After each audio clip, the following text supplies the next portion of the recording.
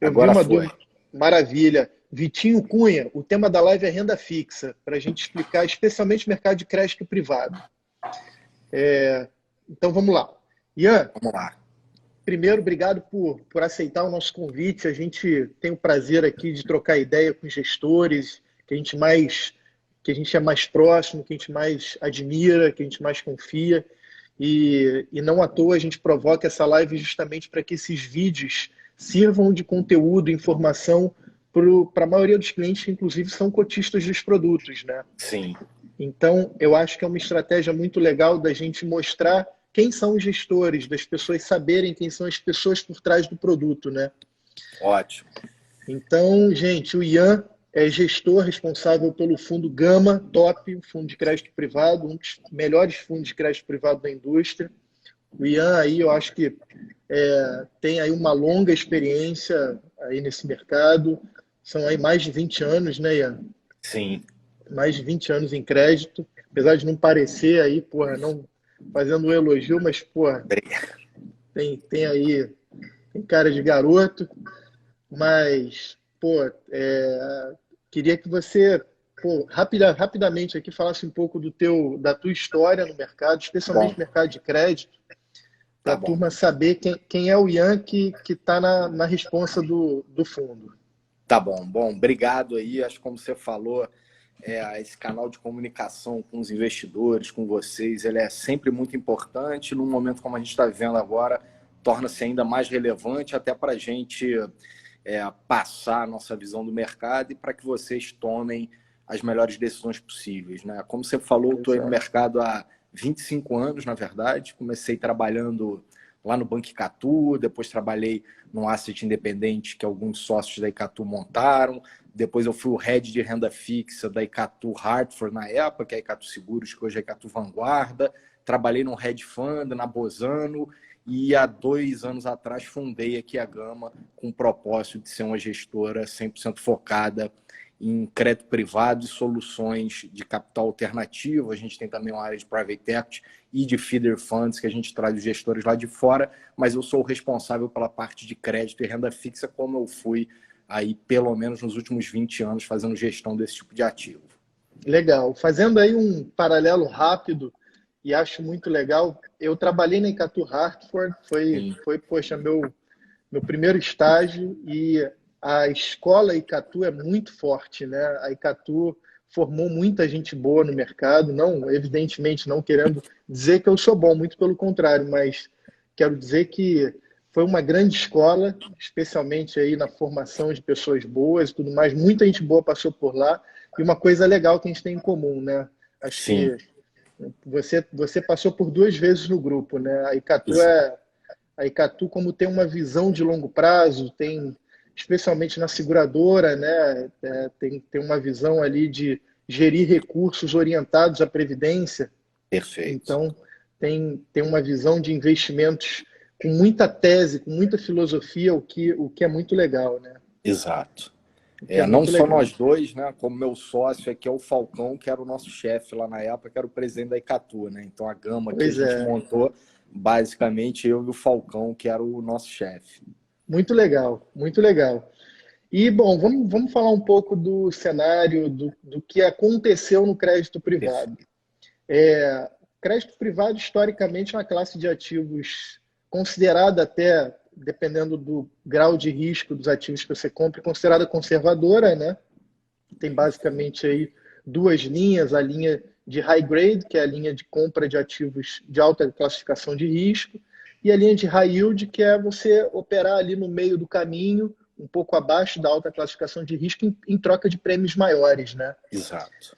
E historicamente aí ambos, apesar do high yield ter um pouco mais de volatilidade e tudo mais, mas historicamente ambos têm um nível de volatilidade muito baixo, especialmente o high grade.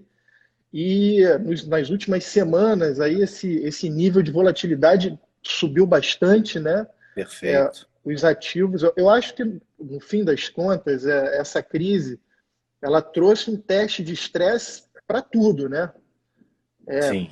Renda variável, renda fixa, enfim, eu acho que dificilmente você vai ter uma classe de ativos imóveis, enfim, dificilmente você vai ter uma classe de ativos que não tenha sido testada, que não tenha Perfeito. passado por esse teste de estresse. Queria que você falasse um pouco desse teste de estresse que o crédito privado vem passando, e depois você compartilhasse um pouco da tua visão de o que você acha que deve acontecer aí daqui para frente. Perfeito, foi uma pergunta de introdução muito boa, inclusive porque a gente consegue contar um pouco da história desse mercado aqui no Brasil, né? Como você falou, realmente a classe de crédito privado, ela historicamente tem uma volatilidade muito baixa em relação às outras, principalmente aqui no Brasil, né? E aí a gente pode dividir essa realidade em duas explicações. Uma é como essa classe se comportava até alguns anos atrás, e de mais ou menos 2 anos para cá, como ela vem se comportando, e avaliar esse movimento recente, né, esse overshoot de volatilidade, à luz dessas duas épocas. Né? Até uns 2, 3 anos atrás, na verdade, o que você tinha era uma falta de volatilidade meio mascarada. Por quê? Porque como você não tinha essa profissão de gestores que você tem hoje, você não tinha tantos ativos, você não tinha efetivamente um mercado líquido para esse tipo de ativo, o que acontecia é que você não tinha preço, na verdade. Então, a volatilidade nada mais é do que um reflexo da variação dos preços. Como você não tinha visibilidade de preços, na verdade, o que você tinha era, não é volátil. Na verdade, é o seguinte, é que você não está vendo a volatilidade, mas ela estava lá. Então, quando você pega, sei lá, uma crise dessa magnitude que a gente está vivendo agora, o paralelo mais próximo que a gente vai ter, nem na crise dos caminhoneiros, acho que só lá em 2008, né, na grande crise lá dos Estados Unidos, dos subprime loans, aquela coisa toda. Quando você percebe a oscilação de preço dos ativos de crédito privado no Brasil, lá naquela crise, elas foram meio desprezíveis. Mas, na verdade, é porque você não tinha efetivamente a visibilidade daqueles preços. Porque você não tinha pessoas precisando vender e órgãos que fossem responsáveis por marcar aqueles preços. E a gente entra na questão tão falada da marcação a mercado, que a gente pode explicar um pouco mais. Isso é legal, isso é legal. De 2 anos para cá, o que você teve, e aí é um movimento que é extremamente positivo, na verdade, é o desenvolvimento dessa classe de ativos no Brasil. Sei lá, eu faço gestão de um fundo de crédito privado desde a época da Bozano, há 10 anos atrás. Naquela época, tinha 3 gestores focados em crédito privado, 3 fundos grandes na indústria, que grandes, na verdade, não davam 10% do que é um fundo grande hoje. Então, todo esse desenvolvimento da classe tem a ver com 2 coisas. É uma certa ruptura do oligopólio bancário, quer dizer, você tinha a infraestrutura, a organização do mercado brasileiro era um mercado muito concentrado, tanto do lado do ativo quanto do lado do passivo na mão dos bancos. Né? Você tinha praticamente 90% da carteira de crédito privado nas carteiras dos bancos, e você tinha também, no lado do passivo, praticamente toda a poupança dos brasileiros investida em fundos ligados a algum grupo bancário. A revolução, que passa muito pelo movimento que vocês fazem parte, das plataformas digitais, quer dizer, de ser, tirar aquele empossamento dos fundos DI, vocês trazem esses caras para o mercado de capitais na medida que vocês têm que oferecer um produto para eles que é competitivo em relação ao que eles tinham no banco. Então, você teve algumas fases disso que você sabe melhor que eu. No início, eram CDBs mesmo, as LCIs, os ativos incentivados, e chegou uma hora que você teve uma certa saturação desses produtos e vocês começaram a buscar os fundos que, de alguma medida, ofereceriam a relação de risco-retorno melhor do que eles tinham. E o mercado de crédito privado é um caminho natural para esses recursos. Porque se você for pensar, por mais que a gente tenha, sem dúvida nenhuma, uma mudança no perfil médio das carteiras, dos portfólios desses investidores, quer dizer, o Brasil, antigamente, as pessoas, 90% desses recursos estariam na renda fixa. Até porque a renda fixa no Brasil de outrora, ela te pagava 8% de juro real, 15% de juro nominal. Na medida que o Brasil foi evoluindo essas coisas e deixaram de ser verdade, vocês precisaram, põe um pouco de ação aqui, põe um pouco de multimercado. E a parte de renda fixa, que é sempre um volume grande nesses portfólios, é natural que ela venha para a classe de crédito privado. Então, você acabou criando um ciclo virtuoso de demanda por ativos de crédito privado, gestoras, que acaba gerando essa liquidez no mercado secundário. Então, assim, só voltando lá no início, você tinha um período que você, na verdade, não é que você não tinha volatilidade, é que essa volatilidade não aparecia, e aí você teve o desenvolvimento de mercado de capitais, que hoje você pode dizer que efetivamente você tem a precificação dos ativos sendo bem feita pela Ambima e pelos administradores, esse tipo de coisa. E sobre o movimento atual mesmo, o pancada de volatilidade e as cotas negativas que você me perguntou, inclusive você fez uma referência muito importante, quer dizer, essa classe não é considerada defensiva, quer dizer, uma classe segura, então por que você teve esses movimentos? E é importante a gente, de certa forma, relativizar o tamanho do movimento, né?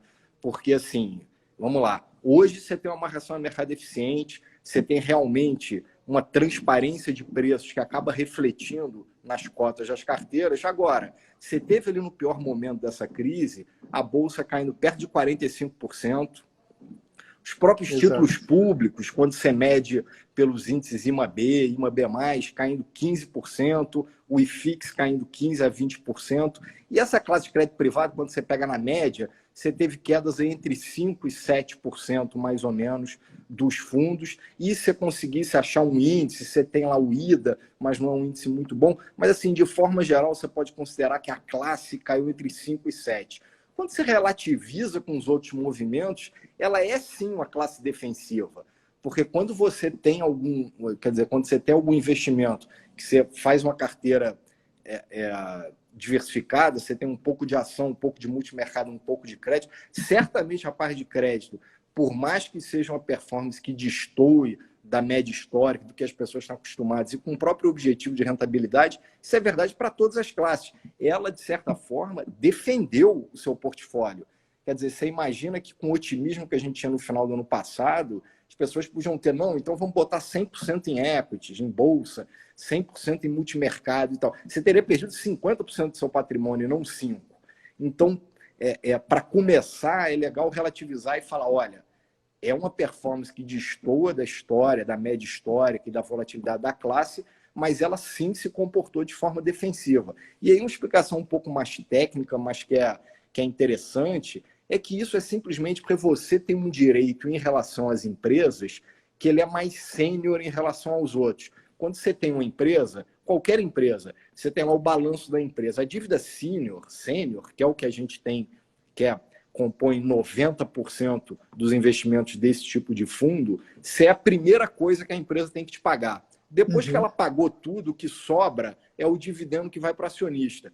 Então, como você está muito sênior em relação à estrutura de capital, por isso que você se comporta dessa forma mais defensiva. Então, assim, importante essa relativização.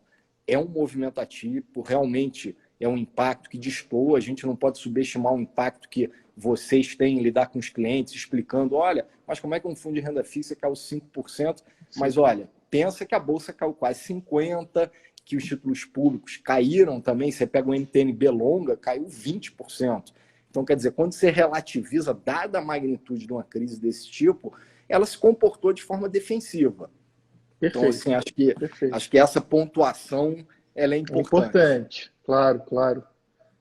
E evoluindo, né? Assim, acho que é muito importante as pessoas entenderem o que é marcação a mercado, né? Porque você pensa, não, mas o ativo não é de renda fixa, como é que cai a cota?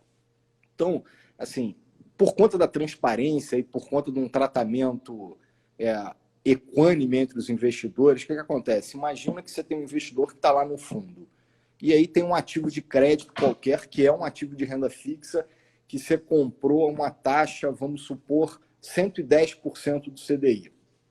Só que no mercado secundário, tem algum fundo que, no meio dessa confusão da crise, lembrando que foi um ambiente muito atípico, né? A gente teve 5 dias seguidos de circuit breaker, um negócio... foi uma semana que vai ficar na história dos investimentos. Vai ficar na história. Daqui a 100 anos, as pessoas vão estar falando desse evento. Ian, foi a pior semana, né, para os mercados financeiros mais globais. Rápida. Foi a mais rápida, exatamente. Então, assim, isso é outra coisa importante. Olha, é um tempo extraordinário mesmo, que a gente tem que avaliar as coisas segundo esse tipo de relativização. Mas se você tem um ativo de renda fixa, vamos supor que eu vou usar um exemplo aqui que eu acho que todo mundo tem certeza que você não tem problema de crédito no emissor. Então, imagina que você comprou uma letra financeira, que é um instrumento equivalente a um CDB do Bradesco. Assim, eu acho que independente do nível de risco que as pessoas imaginam que essa crise vai tomar, todo mundo acha que o Bradesco vai estar aí daqui a 6 meses, 1 ano, 10 anos. Você comprou esse ativo há 1 mês atrás, 2 meses atrás, a 110% do CDI. Tá? Uhum. O que é a marcação a mercado? É que alguém no mercado precisou vender esse ativo, vamos supor, a 190% do CDI. Quando você faz a conta, significa, olha, se eu tivesse comprando esse mesmo ativo a 190% do CDI, o preço dele hoje cairia 10% em relação àquele que eu tinha. Não muda em nada quanto você vai receber naquele seu ativo. O problema é que se algum investidor entrar no fundo agora, ele tem que entrar nessa precificação nova. E se alguém for sair, ele tem que sair pela precificação antiga. Então, basicamente, é assim, você emprestou R$100 para o Bradesco e ele vai te devolver R$110 daqui a 4 anos. A marcação a mercado significa que alguém vendeu e falou, pô, esse direito que eu tenho de receber R$110 do Bradesco daqui a 4 anos não vale mais 100, vale 90. Uhum. E aí o que significa? Significa que quem entrar agora vai pagar 90 e vai receber 110. Então a taxa que ele ganha mudou. Agora o cara que já estava no fundo, ele vai receber os mesmos 110. Então, em ativos de renda fixa, a marcação a mercado, a oscilação para cima ou para baixo, ela não muda o quanto você vai render da sua entrada, a menos que você saia no meio do caminho. Ou que você tenha um evento de crédito. Isso é muito importante. Na verdade, tirando as oscilações, o desconforto em relação à volatilidade, o que as pessoas têm que pensar em relação ao portfólio de crédito privado é na solvência dos emissores. Olha, essa carteira, esses emissores vão me pagar, e é aí que entra a parte mais técnica de análise, que é o que basicamente as gestoras de crédito privado têm que fazer, que no caso do Brasil, ele é um caso muito particular. Eu tenho ouvido também as pessoas comparando o movimento dos fundos brasileiros com os fundos offshore, inclusive porque a gente tem 2 fundos que são fundos globais de crédito privado, e por que as cotas se mexem muito mais? Primeiro, lá fora, essa evolução que eu comentei sobre a marcação a mercado, sobre o mercado de capitais, ela está 30 anos na frente. Então, as coisas são muito mais ágeis, você tem um mercado secundário com muito mais profundidade, mais liquidez, esse tipo de coisa. E, além disso, como a gente é meio os 2 lados de você estar no início de um processo de desenvolvimento, é que assim, a gente não tem um mercado tão profundo e, por isso, a característica do nosso mercado de capitais é que ele é muito concentrado em empresas muito grandes. Então, quando você pega todas as emissões que você tem no mercado de capitais brasileiro, 85% é acima de AA e mais de 50% é acima de AAA, e a grande maioria concentrado no que a gente chama de utilities, que são saneamento, luz, esse tipo de coisa. Que, de novo, alguém acha que, independente do tipo de crise, a Ampla não vai estar aí daqui a 6 meses, a Sabesp, a Light, esse tipo de coisa? A gente não pode confundir eventuais necessidades de caixa, quer dizer, a empresa pode ficar um pouco pressionada no curto prazo, mas essas empresas, quando você pega as carteiras desses fundos, eu tenho certeza que todos os investidores, do mais sofisticado ao menos, eles vão ver e eles vão conhecer 100% dos emissores.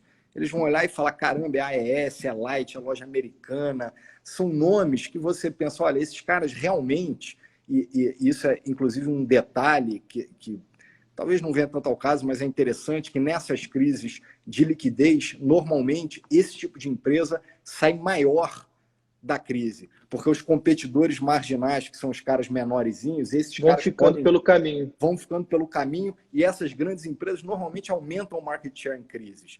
Então, quando você olha o grosso do mercado de capitais locais, é de uma base de empresas que a gente tem muita convicção que você não vai ter problemas. Ainda que, por acaso, alguma delas tivesse sido pega numa posição de alavancagem complicada, porque esse tipo de empresa, elas se alavancam, né? A gente sabe a estrutura de capital mais eficiente, ela é, às vezes, mais ou menos alavancada.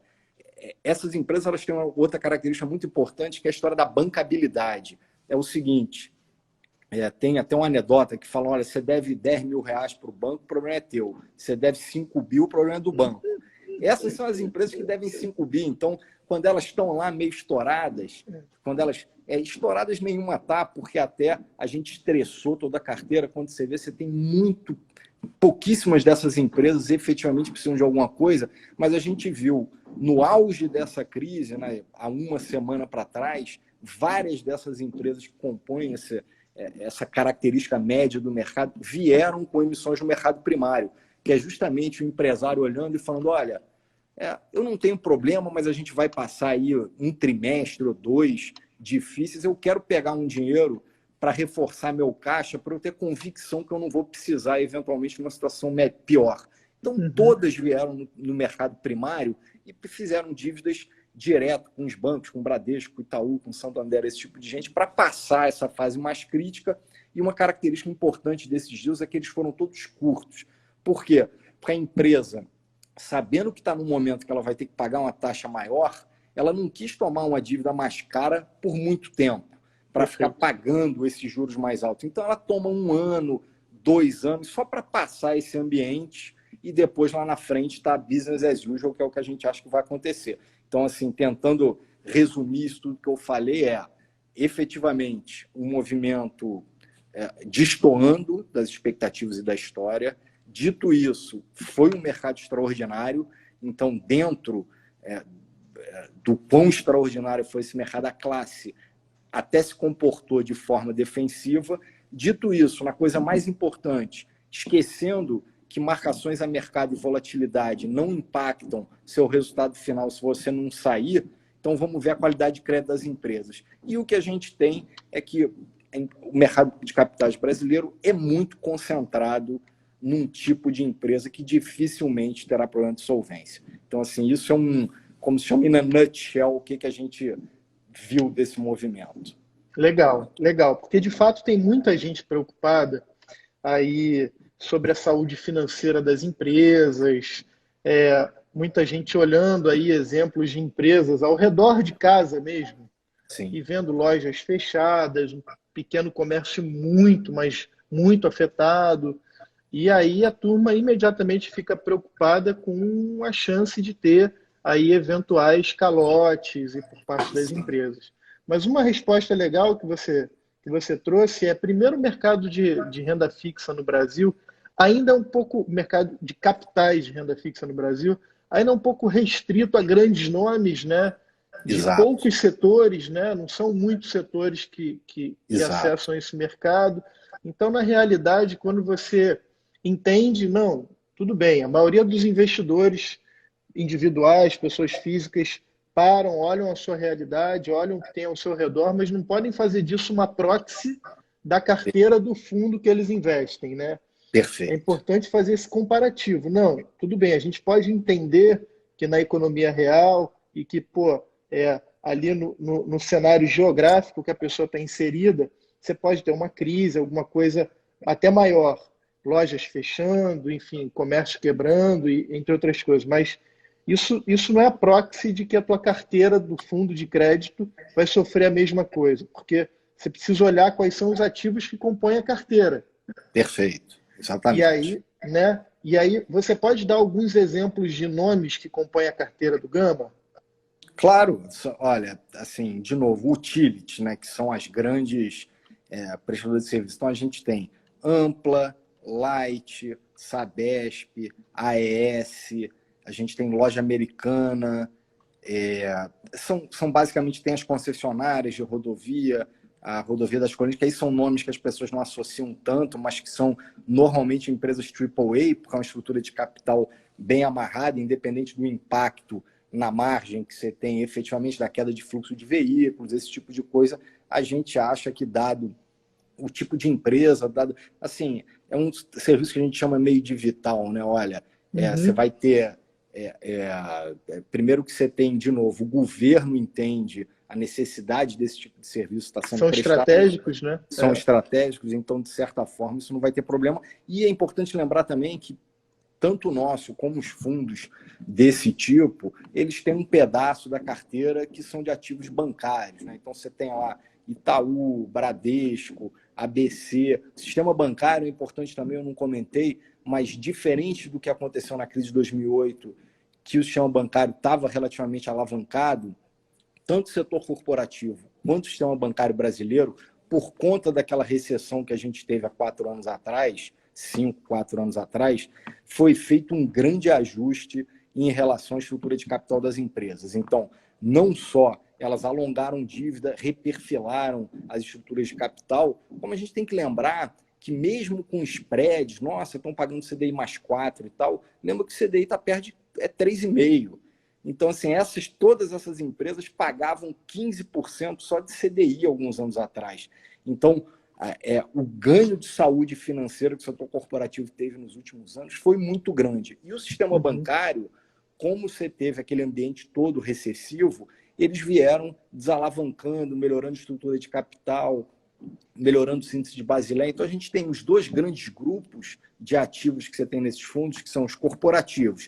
Como eu falei, é muito concentrado em utilities, empresas muito grandes, líderes de mercado, a maioria listada, esse tipo de coisa, com muita bancabilidade. E no outro, setor bancário, que também está muito sólido. Então, assim, a gente realmente não vê, para esse tipo de fundo, grandes problemas de solvência. Então, a marcação a mercado é simplesmente uma dor passageira. Quer dizer, você olhar, caramba, a cota caiu e está fora do que eu esperava, e será que eu saco ou não saco? Mas, de novo, se não tiver problema de solvência, se essa crise passar em algum tempo, que a gente, óbvio, acho que é a visão de todo mundo, que alguma hora você volta a abrir a economia, as coisas voltam a funcionar, essas empresas vão estar aí quando isso acontecer.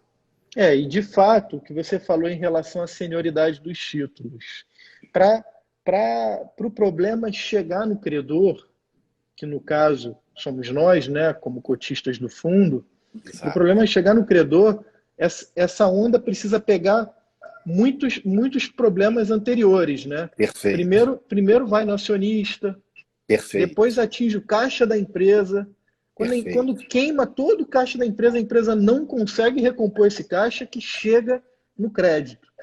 E não consegue tomar dinheiro no banco. Exato, tudo e ela não consegue fazer uma linha para frente.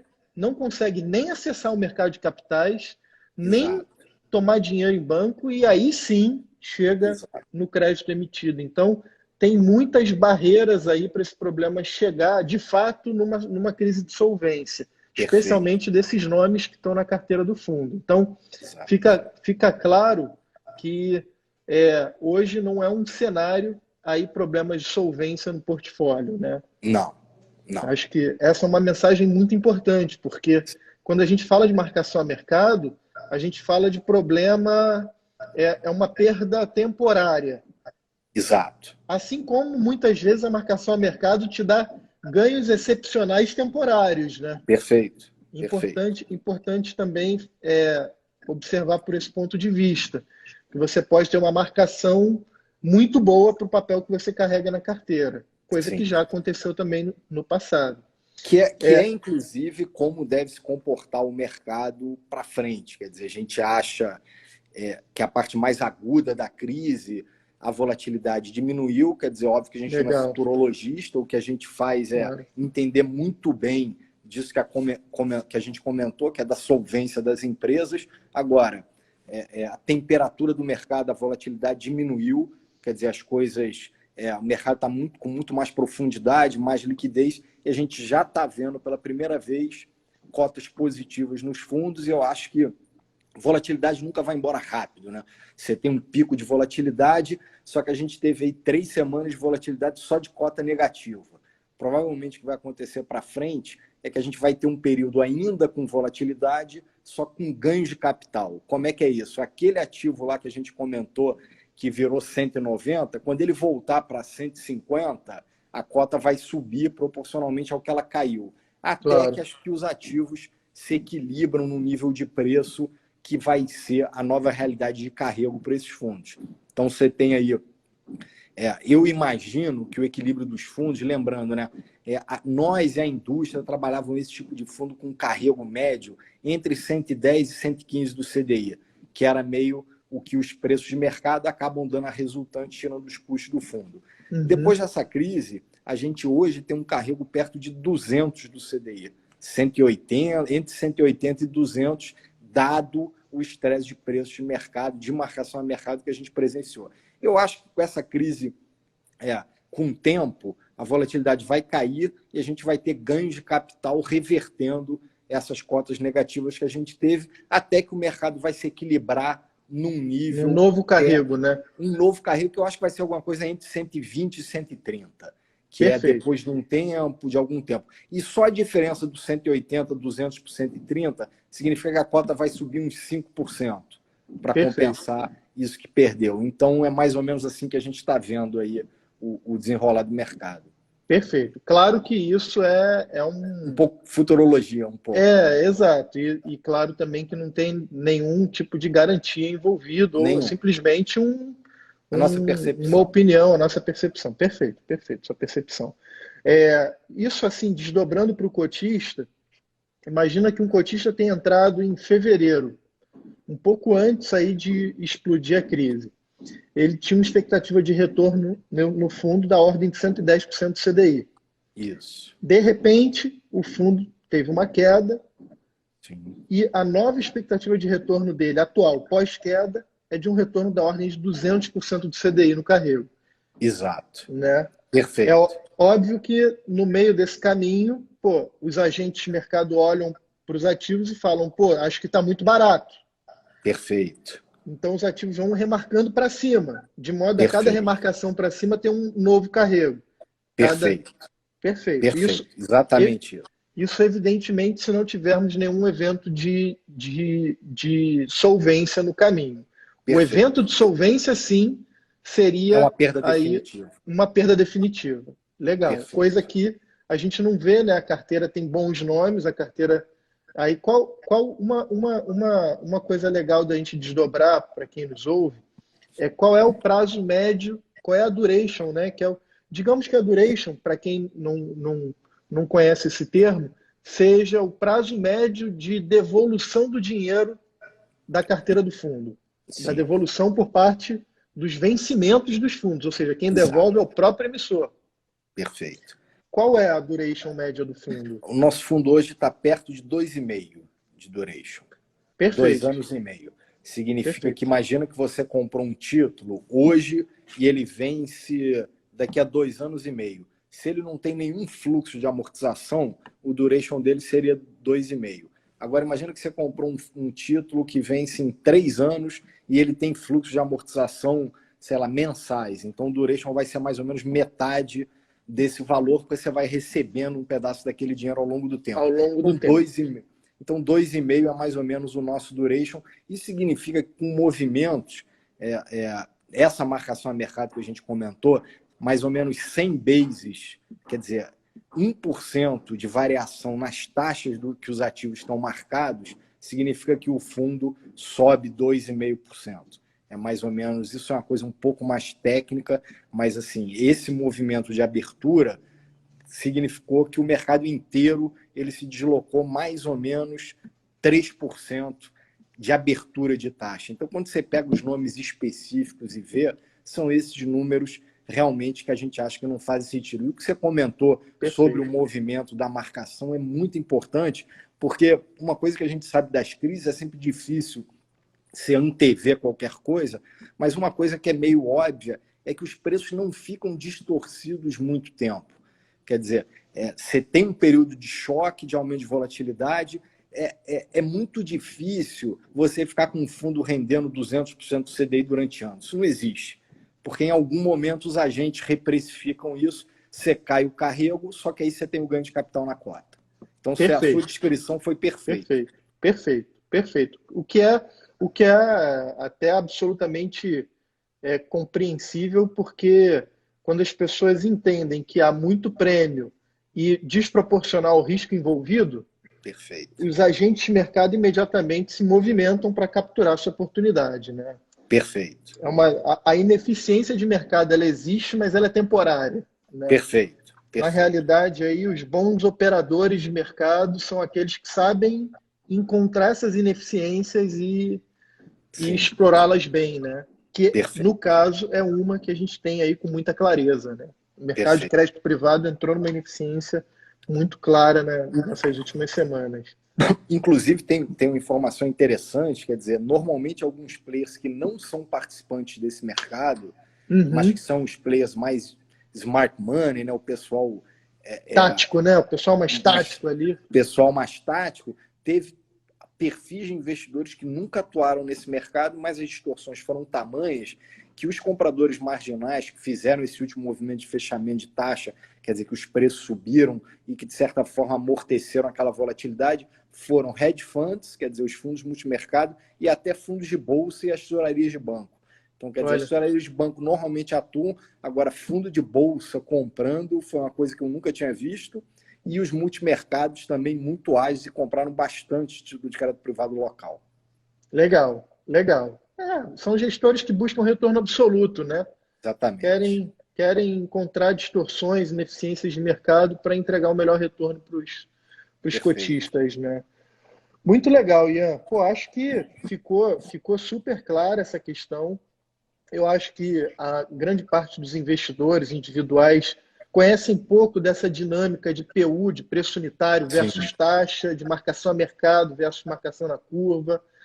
E, e eu acho que pô, trazer isso com exemplos e com uma didática simples é fundamental para a gente fazer com que mais pessoas, com que essa simetria de informação entre investidores profissionais e investidores individuais, ela seja cada vez menor, né? perfeito. Eu vi aqui uma dúvida do Daniel, uma dúvida Aham. interessante, qual a opinião sobre bancos pequenos não listados com índice da Basileia em 11%, ou seja, com baixo índice da Basileia, né? Qual a tua opinião sobre? Olha, não é tão baixo assim, de forma geral, tá? Eu não vou entrar nos específicos de cada banco que ele quer, mas Uhum, assim, de forma geral, se tem uma coisa que é muito avançada no Brasil, é o que a gente chama de regulação bancária, né? Se for uhum, pensar, qualquer pessoa que não sei se vocês conhecem, gente que trabalha em banco, seja banco grande, banco médio, o monitoramento que o Banco Central do Brasil tem sobre a carteira de ativos e sobre os índices de liquidez do sistema bancário são, isso não é exagero, os melhores do mundo.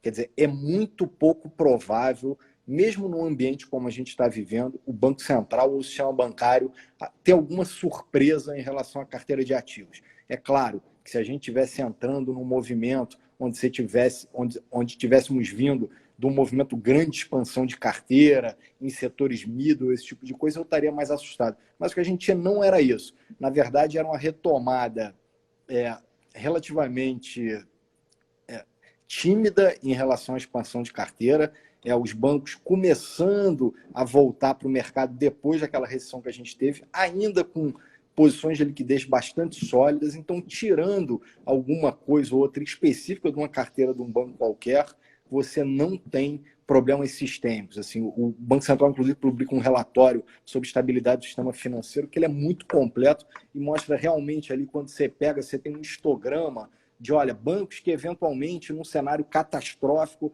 em relação à piora da carteira de ativos, precisariam de capital. E aí você tem um. E aí você anda mais um pouquinho, um cenário um pouco menos catastrófico, você tem dois, e esses caras têm acesso a capital. Então, fora essa característica mais geral, quer dizer, do mercado, no Brasil, o sistema bancário é muito sólido, o Banco Central ele é muito proativo em relação a isso. Então, quer dizer, na medida que algum banco começa a dar algum sinal estranho, provavelmente você vai ter alguma operação que o Banco Central vai induzir que aquele banco seja absorvido em outra estrutura, porque tem um lado bom, um lado ruim, oferece um incentivo, alguma contraparte para pegar aquela carteira e comprar o banco. Então, não vejo grandes problemas nem na parte mais arriscada do sistema bancário local. Lembrando que esse foi um dos setores que mais se beneficiou do avanço dessas formas de funding, né? Porque quando a gente pensa lá atrás, o funding desses caras era restrito a investidores institucionais e com a história do FGC, uma parte grande do funding desse pessoal vem justamente de vocês, naquelas estruturas garantidas.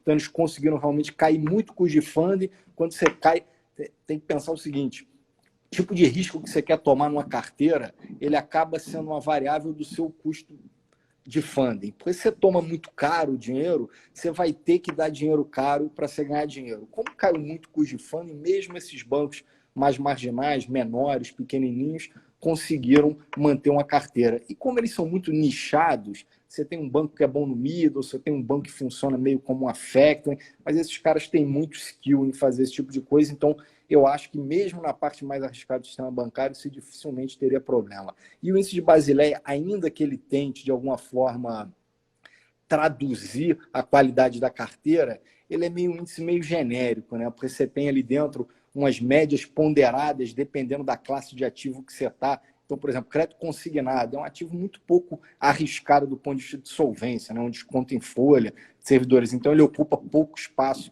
de Basileia. Você tem um crédito middle, ocupa muito. Então, essas coisas todas são ponderadas por risco para dar um número de Basileia. Só que dentro daquele número ali, você pode ter um cara com uma Basileia de 11, que tem uma carteira de um tipo, e um cara que tem uma Basileia de 11, que tem uma carteira muito diferente. E aí você tem que saber exatamente qual é o tipo de carteira para saber como uma crise desse tipo que a gente está vivendo impacta. Perfeito. Bom, espero que a dúvida do Daniel tenha sido aí esclarecida. Do meu ponto de vista, foi bastante. Eu fico à disposição. Se vocês aí quiserem, o Ilan tem nossos contatos, basta entrar no nosso site, qualquer coisa eu estou aqui à disposição, porque eu acho que, como o Ilan falou, é um momento desse tipo que a gente está vivendo, quão mais próximo for a relação, for a comunicação entre vocês e a gente, melhor para que vocês pensem o que fazer, as melhores decisões que vocês possam tomar. Maravilha, Ivan.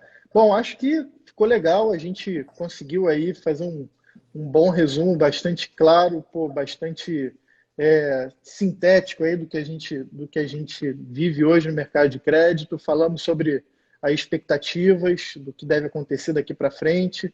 Acho que a gente foi bastante objetivo, bastante claro, que é muito bom, que eu acho que faz com que todos os nossos ouvintes aí, enfim, todas as pessoas que venham assistir o vídeo depois possam entender de maneira bem clara. Muito obrigado, Ian, pela participação. A gente admira bastante, especialmente quem dá as caras em momentos como esse, né? Isso aí. Contar uma história, contar quantas pingas bebeu é fácil, né? Agora contar as cambalhotas que dá depois é mais difícil, né? Isso aí.